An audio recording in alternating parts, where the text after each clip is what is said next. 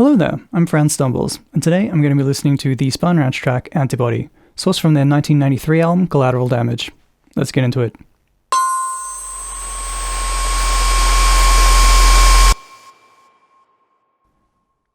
So I was first introduced to this album sometime in the mid to late 90s, and it really left a mark on my consciousness, a little cleft or groove that my thoughts periodically catch on. In terms of electro-industrial albums at least, I'd say it probably ranks amongst my favourites, yet I can tell you nothing about it really, beyond what is printed on the sleeve. Oh, and here's that information now. So, Collateral Damage, released in 1993 as mentioned, with keyboard, sampling, composition and production attributed to two chaps, Matt Green and Rob Morton, and lyrics/vocals attributed to another fellow by the name of Athan Maroulis, I think. Anyway, given how little I know about this band, and my strong desire to do zero research, this is just going to be a collection of stray thoughts and naive impressions. Right, without further delay.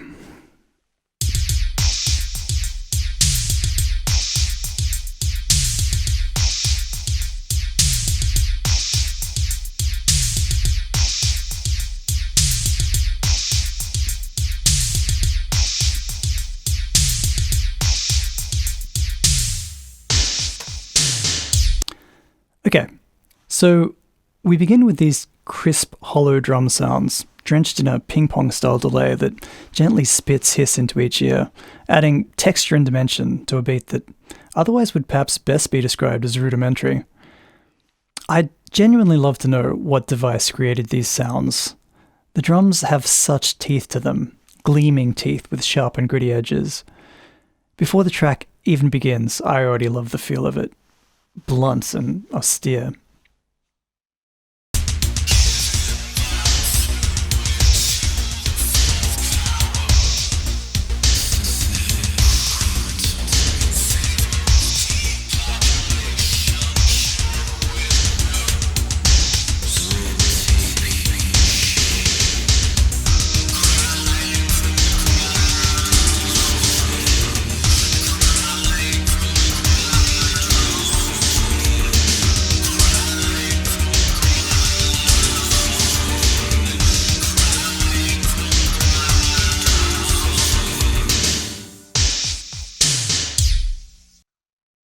Okay, let's start with the bass. So you have this buzzy staccato analog bass line that locks in with the drums perfectly. I mean, I know this type of looping 16-step sequence is fairly typical of the electro-industrial genre, but I do think there's something special about it here, stemming perhaps from the personality of the sounds Spahn Ranch have opted to use. The bass is present in the mix, but it doesn't really assert itself. The drums cut straight through it, allowing the song to retain that fizzily abrasive character. Also, I love a band that's willing to just eschew all that subby low-frequency nonsense. I mean, sticking the bass squarely in the mid-range may have been a brave choice, but I think it paid off. I mean, this album really has a unique character to it, and certainly this decision is one of the reasons why. Right.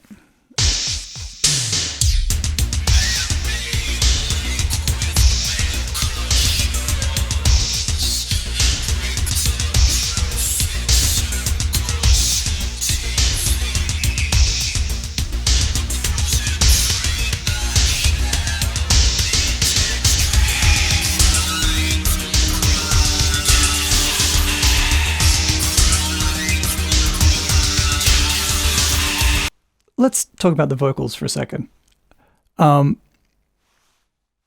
So the main vocal in this track, suitably distorted by what I'm guessing is a blend of chorus, distortion, and delay, sounds ugly, piercing, and robotic, but at the same time, somehow deeply expressive and undeniably musical. Athan has very nearly captured here the sound of the uncanny valley, delivering lyrics much like I imagine a Speak and Spell would, were it to start singing about its hard-coded depression and crushing anxiety issues.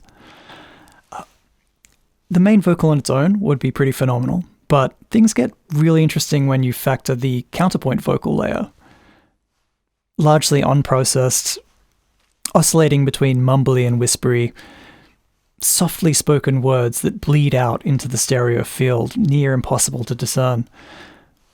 The interplay of these two parts makes the song feel surprisingly intimate, as though you're listening to a somewhat abstract conversation between an accuser and confessor, a series of increasingly dark personal revelations. Yeah, this song is cold. It's rigid and mechanical, but it's not unfeeling. It evokes a certain emotional response, and a large part of that is due to these contrasting vocal layers. Okay, moving on.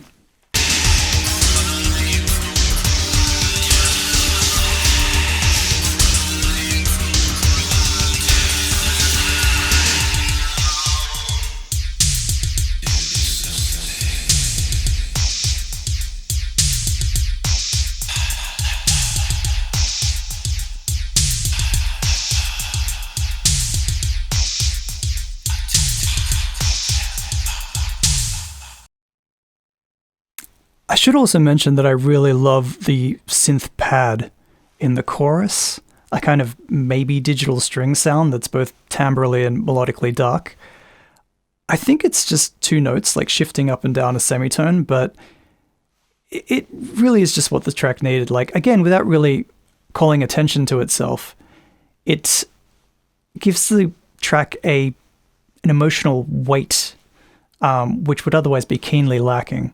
And yeah, I know it's probably just a cheesy preset from some 90s workstation synth, but in context, it sounds golden. It just threads everything together.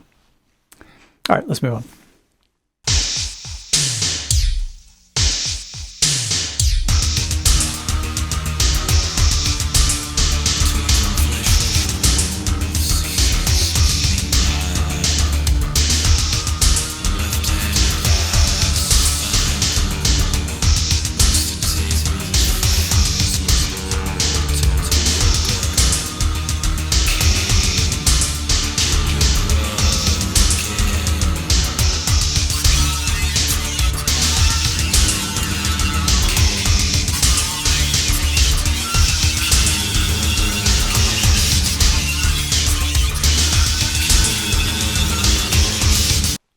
Okay, so I should say something about the lyrics.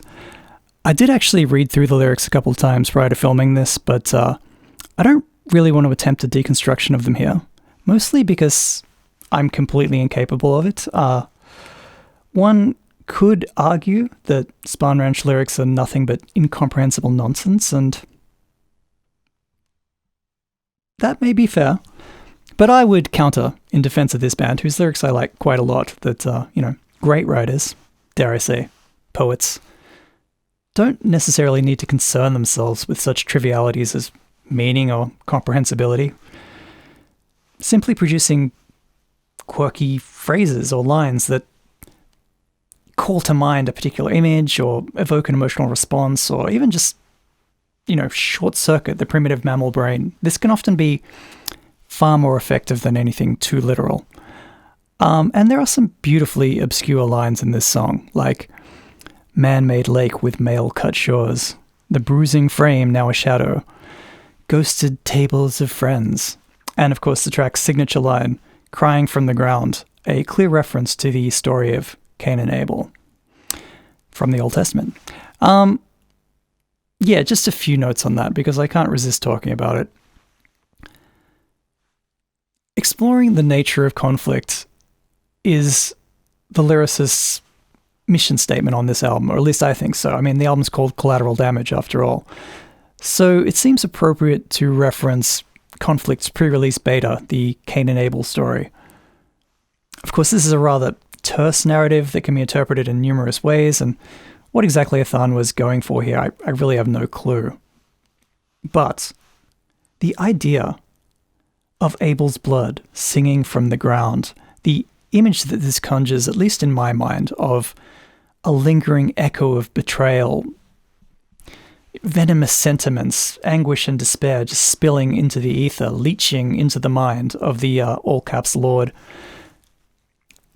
It's an idea that suits the tone of the track perfectly. it really hits the mark. And for me, it makes it difficult to dismiss the lyrics as entirely meaningless, even though I can derive no meaning from them.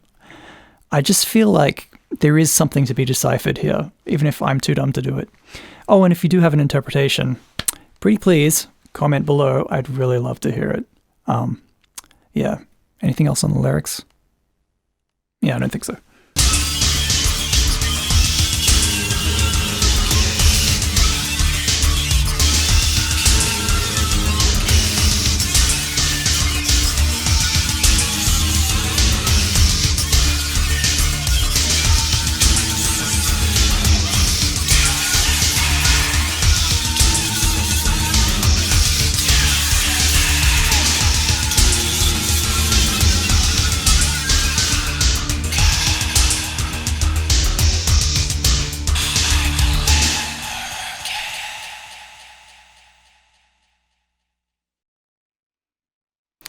Okay, just a few final thoughts.